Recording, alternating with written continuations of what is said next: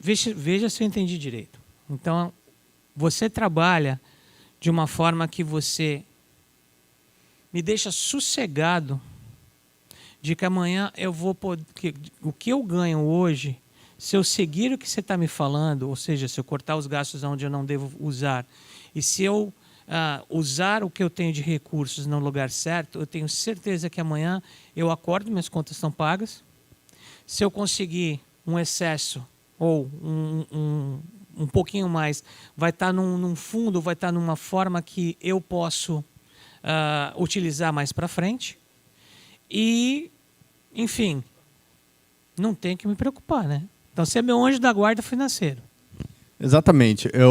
O que eu falo para os clientes, assim, você é um médico, você é um advogado, você é especialista na sua área. Muitas vezes você não tem tempo para seguir o mercado, acordar, ler todas as matérias, ver o balanço da empresa, a DRE e tudo mais, quando eles fazem os earnings calls, que é cada trimestre que fala como está o resultado da empresa. Poxa, é um documento de centenas de páginas. Você não tem como ver isso. Então, nós, como Financial Advisor, seria como um especialista, um médico, né? Você precisa do auxílio. Né? Como eu falo, muitas pessoas estudam, né? Agora tem muito curso online e tudo mais. O que eu sou, conhecimento sempre vale a pena. Mas é importante que você tenha um profissional para te guiar. Porque realmente é muita informação, é muita coisa, é muito conceito. Então, assim, como médico, é bom você... Quando você vai no médico, é legal você estudar, né? Muitas vezes você está passando sintomas para questionar o médico. Não para você se automedicar, né? Você se autocuidar. Então, você procura esse conhecimento para questionar aquele profissional da área. Né? Perfeito. E vocês vejam que é uma qualidade profissional. Palmas para o profissional aqui, porque sem ele, dentro do nosso momento aqui, a boca seca a gente não conversa direito, mas ele tem um timing. O profissional é o cara que tem um timing de te ajudar na hora que você precisa. Mas eu não levanto a bola de ninguém aqui não, sem jogar um curveball, sem jogar uma pegadinha. Manda. Tá, você é meu anjo da guarda, mas o mundo tá de ponta cabeça, velho. Tá acontecendo guerra, tá acontecendo um monte de coisa que a gente não gostaria que acontecesse.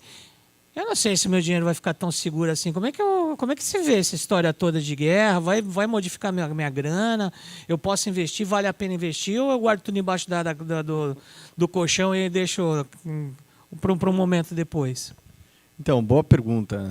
O cenário econômico hoje é preocupante, né? A gente está com 2 guerras acontecendo aí, a guerra na Ucrânia, agora a guerra de Israel contra Hamas. Então, assim, claro que a gente sempre tem que ficar preocupado. Eu até lembro um cliente para mim, mas agora com essas guerras, se apontar uma terceira guerra mundial, uma guerra nuclear, eu falei assim, calma. Com todo respeito aos seus investimentos, mas primeiro a sua segurança vem primeiro, né? Porque como a gente vai mitigar um risco se o negócio cair aqui, né? Estourar uma bomba? Né? Apesar de que no planejamento financeiro, quando você tem uma família e tudo mais, a gente até mitiga esse risco através de seguros de vida, né? Muitas vezes. Né? Mas não é bacana Não. a visão de que se eu desencarnar, se eu morrer, alguém tá amparado. Não estou muito afim de morrer nesse momento. Com certeza, mas é o trabalho de gestão de risco, né? A gente tem que trabalhar com todos os riscos. É o que eu sempre falo, a gente se prepara pelo pior, espera pelo melhor. Né? Essa é a nossa filosofia de trabalho. Então, assim, nesse cenário econômico, a gente fala, poxa, o mercado vai cair e as informações são muito inconstantes. Por exemplo, quando estourou a guerra da Ucrânia com a Rússia, impactou muito a parte de commodity, a parte de petróleo, né, gasolina, tudo mais. Agora, estourou agora a guerra de Israel e Hamas. Aconteceu a mesma coisa? Vai impactar da mesma forma que aconteceu? Não. Fazem, como assim, né? Não é guerra? Então, mas são muitas mais variáveis. Por exemplo, a Ucrânia é uma grande exportadora de grãos, de commodity. Então, isso teve um impacto muito maior na logística global do que necessariamente na guerra do Hamas e de Israel. Porque, vamos falar a verdade, há quanto tempo tem essa guerra? Né? Desde que o mundo é mundo. Exatamente. Então, assim, o impacto é diferente. Muitas vezes a gente vê informação aí, nossa, agora o mercado vai cair, agora você tem que investir em tal coisa. Então, assim, não é agora. Você tem uma estratégia, você tem um planejamento e você vai fazendo a gestão desse portfólio ao longo que o cenário se desenvolve.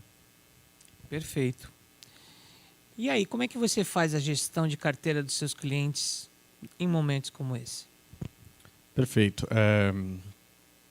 Lembrando que no nosso processo de investimento, a gente não vende produtos de investimento, a gente faz um serviço. A gente oferece um serviço. Ou seja, antes de pegar e alocar os recursos dos clientes, a gente faz um planejamento financeiro para entender melhor onde que esse cliente está exposto, como ele está alocado já, como é a atividade dele, né? Será que ele tem uma certa segurança? Ele é empresário? Ele é funcionário? Então, tudo isso a gente tem que contabilizar antes de começar a alocação dos ativos. Ou seja, poxa, onde você quer chegar? Com quanto você quer se aposentar? A gente faz até estudos, né? Eu quero me aposentar vivendo na Europa. Eu quero viver na Itália, meus 60 anos, não quero fazer mais nada. E meu custo de vida vai ser esse. Perfeito. Quanto que a gente tem que investir? Como que a gente vai investir? Qual a taxa de retorno a gente tem que ter para chegar nesse objetivo? A partir disso, a gente sabendo a taxa de retorno do planejamento financeiro, aí ok, vamos para a alocação de ativos, né? Como a gente consegue esse retorno com o menor risco possível, entendeu? Ou se de repente a pessoa tem uma tolerância maior ao risco, poxa, conseguimos buscar um retorno maior a longo prazo. Então, aí, tudo isso a gente tem que entender. E hoje, com meus clientes, a gente está protegido sim, mas tudo depende, né, de cada perfil do investidor. Então, assim, a gente sabe que pode ter uma correção nos próximos 3 meses, né? Até o John falou aqui que vai ser muito bom comprar casa, porque vai ter uma correção, certo? Eu até falo muito com ele, porque entender desses outros mercados, entender realmente como acontece o mercado de imóveis na Flórida, tudo isso é embasamento para você entender como a economia está correndo. Então, voltando no assunto, a questão da alocação dos ativos sempre vai depender do perfil do cliente. Então, assim, se ele está há 5 anos, o que vai acontecer daqui 3, 4 meses? Claro que é importante estar com ele na carteira, mas assim, poxa, o objetivo está lá há 5 anos. Essa volatilidade não tem que ser algo alarmante para o cliente, entendeu? Tudo bem que você não trabalha com produto, mas onde é que estão as boas oportunidades? Onde é que está aquele, né? Onde é que mora o mapa da mina? Todo mundo quer saber, né? Onde que está o tesouro, né? Onde investir. Até eu que sou mais bobo. Então, hoje, eu vou falar o que a gente pensa, como é a nossa visão da gestora. Hoje, a gente vê a taxa de juros americanas muito alta, né? E a gente tem uma projeção que a partir de 24, talvez vai continuar alta, e eles vão começar a reduzir aos poucos. Então, como funciona a parte de renda fixa? A gente quer comprar o papel de renda fixa, né? Uma taxa de juros alta, porque eventualmente quando cair, pensa assim, poxa, aquele papel se valorizou. Perfeito. Aí a gente pode manter nessa rentabilidade mais alta, ou a gente pode vender e ter um ganho de capital e reinvestir numa taxa tão boa quanto. Mas como você faz isso no mercado de renda fixa, que é totalmente diferente de ações? Então, assim, o preço a rentabilidade é inversamente ao preço da renda fixa. Então, assim, já começa a ficar muito complicado. E só os bancos, através dos bancos, você tem acesso aos melhores tipos de renda fixa nos melhores preços. Por exemplo, hoje eu trabalho numa gestora independente, né? O que é diferente de um banco, né, natural, que eles compram, né, essas dívidas e repassam para os clientes com uma margem. Por ser uma por uma gestora independente, eu tenho acesso a todos os papéis de todos os bancos. Então, assim, eu consigo negociar até o mesmo papéis para uma taxa mais atraente, né, sempre pensando no meu cliente, que é diferente de toda aquela questão que eu falei anteriormente de comissão, gestão e tudo mais. Né? Bom, você já disse, mas eu vou pedir para você repetir agora com letra de forma. Qual é a tua filosofia de investimento? Eu vou voltar, que eu esqueci o ponto de acesso, né? Que exatamente a gestora, por você ter o acesso a esse tipo de mesmo papéis com preço mais atrativo, eu vou falar sobre Private Equity agora. Private Equity nada mais é que... Quê? Quê? É um fundo. Pensa assim, quando grandes corporadoras elas têm projetos e precisam de muito capital. Então, vamos dizer assim, para você conseguir entrar como investidor nesses grandes empreendimentos, o mínimo é muito alto. Hoje, vamos lá, a partir de $1 milhão, $3 milhões, e não é todo mundo que tem esse valor, e mesmo porque, muitas vezes, esse dinheiro fica, a gente fala lock-up, né, que fica preso por um tempo. 2, 3, 5 anos, dependendo do fundo. Então, assim, o que a gestora faz? Ela consegue quebrar esse mínimo. De 3 milhões, a gente consegue muitas vezes quebrar o mínimo de 100 mil. Por exemplo, hoje agora a gente está com o Private Equity de Walton, uma das maiores incorporadoras dos Estados Unidos, de real estate. Enfim. Então, esse acesso é o grande ganho. Hoje no mercado, o que você faz ter o melhor retorno é você ter acesso aos investimentos. Mas hoje quem tem o acesso? A pessoa que tem mais dinheiro. Acho que 3 milhões de dólares, 1 milhão de dólares. Poxa, com muito menos você ter o acesso ao mesmo empreendimento, aos mesmos projetos que grandes investidores. Então, essa faz a total diferença onde investir. E hoje você consegue isso só através das gestoras e bancos americanos. Então, por isso que tem um profissional para que te guie com essas oportunidades de mercado, para que você entenda o que esteja sendo feito. Ou seja, isso faz parte da tua filosofia, então, de investimento. Define aí a filosofia Rafael Nandi de investimento. Tá querendo pegar todos os meus segredos hoje, hein, Peter? Fazer o que, né, meu amigo? Eu tô aqui com o Eduardo aqui, ele tá precisando investir, ele quer saber o que você tá... Não, perfeito. Eu não tenho problema, eu gosto muito, né? Eu acho que meu trabalho é muito mais educacional, né? Explicar para o cliente, entender como funciona, porque a partir do momento que ele entende, ele vê que é interessante e é importante, porque eu não estou aqui inventando a roda. Quem faz isso são as maiores famílias do mundo, né? Onde estão as maiores riquezas, como eles protegem, como eles fazem essa gestão. A gente simplesmente segue na mesma linha. E também mesmo porque a recomendação que eu dou hoje, né? Lembrando que não é uma recomendação, né, por questão de compliance, mas todo o cenário que a gente enxerga hoje de oportunidades e ameaças, amanhã já não é o mesmo. Porque o mercado hoje em dia a gente fala, é esquizofrênico, né, é robótico, né, é digital, tem computador, algoritmo lá todo o tempo. Então, assim, eu não tenho problema nenhum, acho super legal falar sobre as diretrizes de filosofia. E, como eu falei um pouco também ontem, tá sempre na proteção de capital. Por quê? A gente sempre pensa, não, quanto é a rentabilidade, qual é a rentabilidade, qual é o meu retorno? Mas eu falo, quando eu falo em proteção de capital, não estou falando de rendimento.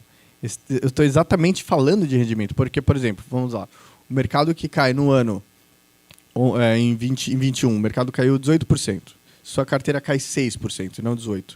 No ano seguinte, o mercado sobe 20%.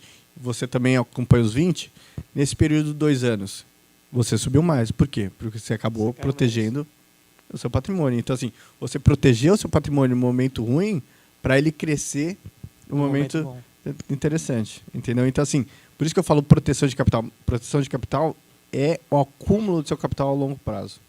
Ou seja, eu não estou protegendo de alguma coisa que vai acabar com o meu capital. Eu estou simplesmente resguardando ele para momentos melhores. Exatamente. Beleza, Rafael, mas você não continua não me dando a dica não, malandro. Como é que eu faço isso? E aí? Como é que eu vou nessa? Boa pergunta. Para fazer isso, só tem um jeito. Chama-se gestão ativa. Né?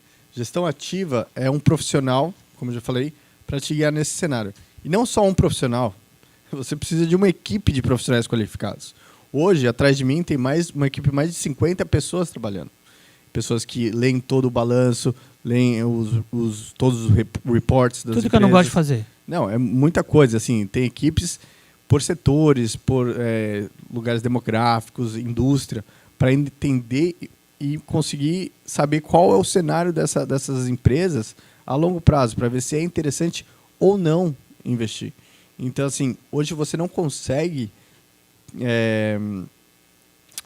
ter a gestão ativa de ser conservador em momentos mais desafiadores e ser mais agressivos em momentos mais oportunos, sem uma base de entendimento, sem uma análise fundamentalista. Né? Então, isso você só consegue através de muito trabalho. E muito trabalho envolve você ter uma equipe, você ter profissionais qualificados para que fazem essa triagem. Né? Como é que funciona o teu processo de investimento, então? Eu não gosto de investimento. Eu não gosto de coisa complicada. Fala para mim como é que funciona com um cara que não entende muito. Boa, eu agradeço o Peter, né? Às vezes eu vou muito na parte técnica, ele me puxa para a realidade, né? Vamos simplificar, eu trabalho em 4 etapas. certo? Depois de fazer toda aquela coleta de dados, entender o perfil do consumidor, horizonte de tempo, enfim, tudo mais, a gente vai, ok, a gente entendeu. Então, a gente tem que entender qual a melhor estrutura patrimonial para esse cliente, certo? Com a estrutura definida, e eu trabalho junto com a minha parceira, a Carol, né? A gente trabalha com... nosso trabalho, eles são muito complementares. Você também trabalha na parte de planejamento tributário, entender qual o perfil tributário desse investidor, quanto que ele paga de imposto, né? Para entender como ele vai ser tributado, porque, como eu falei, não adianta você fazer uma baita estratégia de investimento e depois acabar morrendo pagando imposto, né? Onde vai todo o seu lucro, né? A partir disso, a gente vai para o planejamento financeiro, como eu já falei, a gente entende o cenário financeiro do investidor e onde que tem que ser alocado toda a parte econômica para que a gente alcance aquele objetivo, muitas vezes se o cliente tem o objetivo de comprar uma casa, se o cliente tem o objetivo de se aposentar na Itália, como eu falei, enfim, tem um diverso estudo no planejamento financeiro. E aí, eventualmente, a gente vem para a parte da estratégia do portfólio, né? Construção da carteira e do portfólio. Entendi. Então você vai me fazer me aposentar na Itália. Vou tentar. Conta um pouquinho para mim sobre o mercado financeiro americano. Como é que funciona a indústria? Como é que você faz para seguir essa carreira? Quais são as suas dicas? Boa pergunta. Eu acho que para entrar nesse mercado, primeiro você tem que gostar de estudar. Muito estudo, muitas certificações. Tem que gostar, tem que ter essa paixão. Porque realmente é Hoje, o que eu falo, o meu estudo, eu chego em casa cansado, eu gosto de ver notícia, gosto de ler um livro, porque isso eu gosto, eu tenho paixão por isso. Então, se você não está lá todo o tempo, né, acompanhando, fazendo parte, isso fica muito difícil, né? Porque não adianta você saber tudo hoje, você tem que se atualizar. E para você entrar nessa carreira, Peter, você tem que tirar certificações. Antes, vamos lá, se você não tem, você brasileiro, você quer virar um financial advisor nos Estados Unidos, primeira coisa é visto, né? Essa é a parte mais difícil. Até a Gislene depois auxilia cada um aí com o seu processo. Mas a primeira coisa, você precisa ter a residência permanente, né? Com o Green Card, alguma coisa nesse sentido. A partir daí, você pode se qualificar a tirar certificações. Para você virar Financial Advisor, são 2 provas que você tem que fazer. É parecido com a CVM aqui no Brasil, né? Aí, depois de todas as certificações, você tem que procurar um banco ou uma instituição financeira que faça esse sponsor, né? Que traga você para trabalhar e adquirir o conhecimento. Então, assim, tem muita oportunidade, mas é muito trabalho, é muito estudo, é muito interessante. Se não gostar, não vai, né? Ah, não, tem que gostar. Se não gostar, não dá, né? Não é aquele assim, deixa eu ver como é que é. Eu até falo, se começar a falar de investimento comigo, eu fico falando aqui até... Esse é o tipo de carreira que não dá para dizer, vai que eu gosto, né? Ou gosto ou não gosto. Você monitora o portfólio dos seus clientes? Com certeza, com certeza. Já me perguntaram, né? Você olha meu portfólio todo dia? Aí eu pergunto, não, calma, deixa eu fazer uma pergunta antes. Você olha seu portfólio todo dia? Porque quando eu faço essa pergunta, é uma pergunta para entender a tolerância do risco do investidor. Porque se o cara vê lá todo dia, ele não tem uma tolerância a risco muito alta não, né? Aí eu sempre tenho que falar, vamos lembrar, a gente está investindo a longo prazo, então assim, se ele não está, né, suscetível a ter de repente, se ele olhar lá, caiu 3% hoje, pelo amor de Deus, vou perder tudo, vende tudo. Então a gente tem que cuidar desse portfólio, a gente tem que investir para que isso não aconteça. Que ele tenha uma tranquilidade, que ele consiga dormir à noite, que eu falo, né? Então, essa questão de checar, sim, eu faço supervisão, como funciona em todo o mercado, até voltando à parte do mercado americano, a gestora, os bancos, muitas vezes, é como qualquer outro business. Tem toda a parte de produção, que são os heads de investimento, hoje o nosso head fica lá em Wall Street, tem a equipe dele, como eu já falei, e muitas vezes, poxa, posso falar com o seu head de investimento? Poxa, claro que pode falar. Mas se eu ponho meu cliente para falar com o head, muitas vezes ele não entende nada. Porque o nosso head ele é tão técnico que é muitas vezes... Se às vezes já fica complicado me entender, imagina ele. Então, eu funciono muito de ponte, né? Meu objetivo é entender o cliente, entender os objetivos, entender o perfil e utilizar de todas as ferramentas que a equipe me proporciona no banco para utilizar da melhor maneira possível para aquele tipo de cliente. Fantástica essa imagem, porque, né, gente, para que funciona uma ponte, né? A ponte te leva de ponto A para ponto B ou de ponto B para ponto A, né? Exatamente. Porque imagina, põe a pessoa lá para conversar com um cara totalmente técnico. A chance dele entender o que o cliente quer é muito difícil. E se ele não entende o que o cliente quer, as expectativas não estão alinhadas. Se as expectativas não estão alinhadas, muito provavelmente algo ruim vai acontecer aí, né? Então é sempre importante que o cliente entenda o que está sendo feito, quais estratégias estão sendo implementadas e, enfim, a gente vai para isso aí. Pessoa certa no lugar certo, né? Exatamente. Não sei se já tiveram problema com o computador ou com algum aplicativo de internet. E aí, ao invés de você falar com o pessoal do Customer Service, te põe para falar direto com o técnico. Te dou um doce se você entender metade do que ele fala. Então, é um pouco... Você é o tradutor, né? Você é o tradutor de toda essa operação. Você é o facilitador dessa operação. Com certeza, com certeza. Eu tento trazer tudo mais mastigado, vamos dizer assim, do cliente. Para ele entender o porquê que a gente faz o que a gente faz. E onde que a gente está, quais são as estratégias, quais são as nossas expectativas. Então, assim, o meu trabalho é o que eu falo, é muito educacional. Eu explico muito para o cliente. Né? Para ele entender o que pode acontecer, o que não pode acontecer, né? Como que a gente faz essa gestão a longo prazo. Eu não sei se a gente conversou muito, se a gente conversou pouco, mas, cara, você entregou super cedo as suas perguntas. Eu acho que ficou simples para vocês entenderem ou não? Esse é o poder da simplicidade, né? Esse é o poder de falar simples. Mas sempre cabe espaço para pergunta. Vocês têm pergunta para a gente? Desculpa, para o Rafael.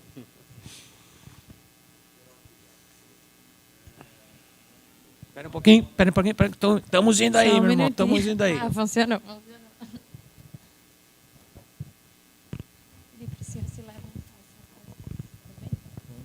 Bom dia a todos. Bom dia. Seu nome, por favor, meu irmão. Meu nome é Valdemar Ramos Aires. Eu moro em Areia Branca, Rio Grande do Norte. E o que você faz? Eu sou microempresário, eu tenho um MEI e sou vendedor, sou consultor de vendas. E gosto muito de aplicações. Estou aprendendo tudo sobre aplicações, como o Rafael estava falando, que ele gosta muito de ler. E eu também, de 2 horas da manhã, 3 horas, leio tudo sobre finanças, leio tudo sobre aplicações para me aprender. Você lê das 2 da manhã às 3 horas, tudo sobre finanças? De que planeta você veio, homem? Eu não sei, mas é um sistema que eu estou utilizando, realmente. Parabéns. Acordo todo dia esse horário. Muito bom. E de 4 horas eu entro em oração, né? Porque está meio complicado o nosso planeta. Mas financeiramente eu realmente... Hoje mesmo eu estava tentando uma aplicação. E por isso eu até vim nesse congresso, nesse fórum, para aprender. E achei muito boa a explicação dele. Mas eu estou achando que assim tem que ser mais assim...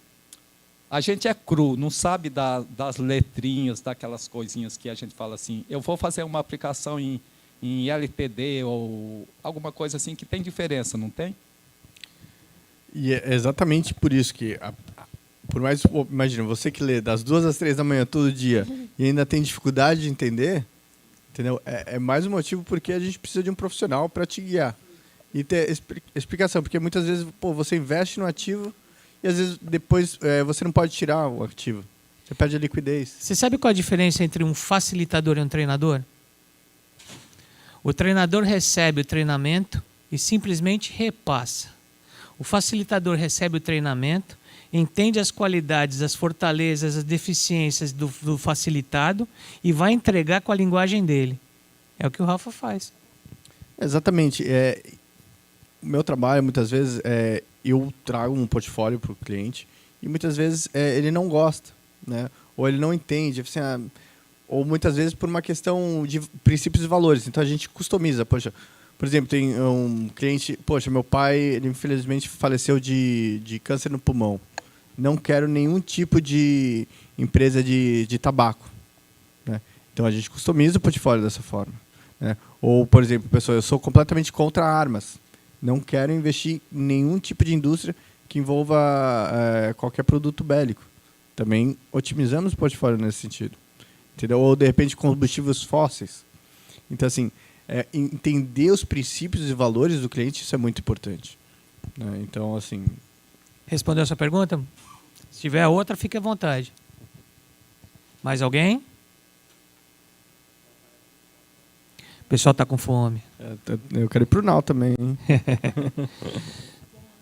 Seguinte, gente, se vocês tiverem mais perguntas, se ocorrer alguma pergunta na hora que vocês estão indo para lá, e espero ver todos no Nau, sem sombra de dúvida. O Rafa está à disposição. Com certeza. Se alguém tiver qualquer dúvida, quiser falar de investimento, eu me pego e eu não paro de falar, hein? Pode falar.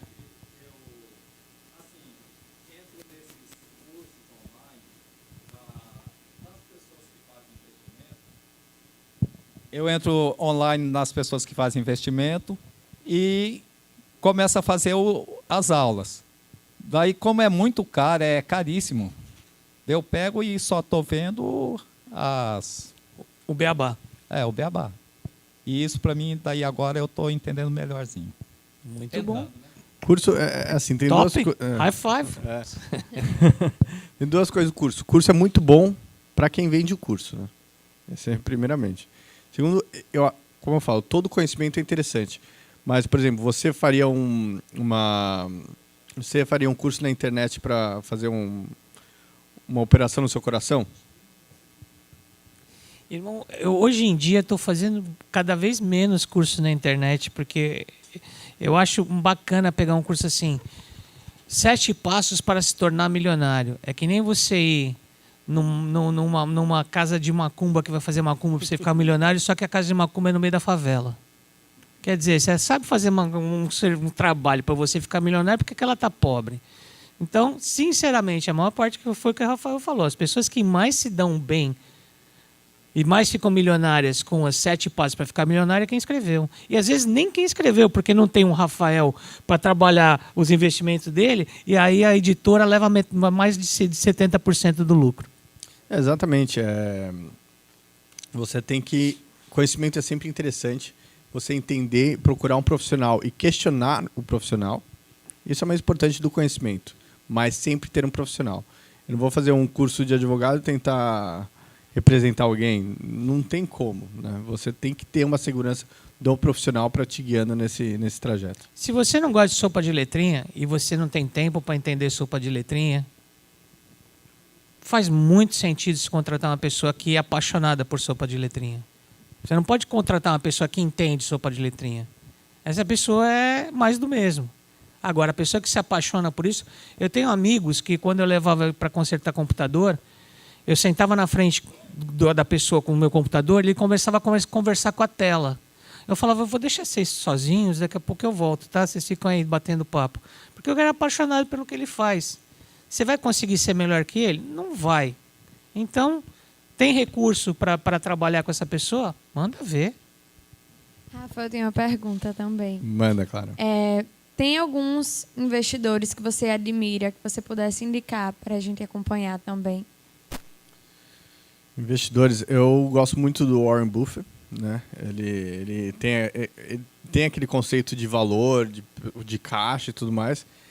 E eu sou contra algumas coisas, né? Eu tenho muito ele como referência, com certeza. Mas, assim, eu acredito muito na parte de tecnologia, empresas de tecnologia, que é um pouco diferente das empresas que têm caixa, né? Que, enfim, são os outros pontos. Outra pessoa que eu sigo muito, talvez até um investidor, mas o Elon Musk, do Tesla. Ele fala exatamente isso. Ele realmente é um visionário à frente do seu tempo. E não recebe nada de dinheiro, né? Queria, né? Mas, enfim, são essas pessoas que fazem a diferença, que têm um olhar lá para frente. Eu li o livro dele, excepcional, um profissional excepcional. E tem que ter muita coragem, né? Também não tem que ser muito arrojado, muita coragem para ter a visão que ele teve e beneficiar também a população, a comunidade, em desenvolver tecnologias e tudo mais. Então, eu gosto muito. E são duas visões completamente diferentes, né? Warren Buffett e Elon Musk. E o importante é o equilíbrio. Você tem que sempre ver um pouco dos dois. outra pergunta também. Em relação ao caso das lojas americanas, eu sei que não tem como você prever uma crise, né? Principalmente de uma contabilidade criativa. Enfim. Adorei o Fraude, criativo. né? Mas eu fiz um trabalho recentemente sobre Vulgo isso. fraude, né? Tem alguma maneira de você se prevenir ou alguns indicadores em relação ao risco de crédito? Olha, fraude é muito difícil você se prevenir contra. Isso é um problema. E até falo que é um problema brasileiro, né? Porque, infelizmente, isso acontece aqui. E aí, por exemplo, deu um calote e as americanas estão aí. Eu nem sei o que aconteceu. Sabe o que aconteceu? Eu não sei o que aconteceu. Eles estão ali funcionando normalmente. Fecharam algumas lojas, mas as ações caíram de 12 para 2. Eu ia perguntar, quem investe na bolsa, né? Qual seria o seu posicionamento, se você me permite perguntar, em o que fazer em um momento desses? Investir nos Estados Unidos. Porque realmente aqui a gente não tem essa segurança regulatória. Não tem, infelizmente não tem. Acontece fraude e o pessoal sai ileso. Então, esse é o grande problema do Brasil. Os CEOs dizem que não sabiam de nada. Tem um texto de um cara chamado Barão de Potter, que ele fala o seguinte, que o ser humano é que nem o coelho. Ele está na ravina, aí chega o caçador, pá, mata um, eles só desaparecem. Meia hora depois ele está na mesma ravina comendo como se tivesse acontecido nada. Nós temos essa tendência. Explodiu um problema com a Americanas. Não faz mais Americanas, não invisto mais na Americanas, não faço nada com Americanas. Daqui a pouco está tudo normal de novo. Esqueceu. E daqui a pouco a Americanas, as ações dela estão subindo de novo. É saber o que passa aqui dentro do ser humano. Peter, eu vou até pegar um número que é muito interessante. A gente pegou os números de investidores, né, de quais países investem mais em si, né, dentro do país. E o Brasil é um dos maiores, né? Não investem fora, investem dentro do Brasil. Junto com quem? China, Rússia, que provavelmente não porque eles não querem investir fora, né? Muitas vezes não conseguem, né? E olha que loucura, né? Eu sou muito esperançoso no mercado brasileiro, no mercado emergente, que uma hora ele vai ser emergente, vai crescer. Por enquanto ele é só efervescente.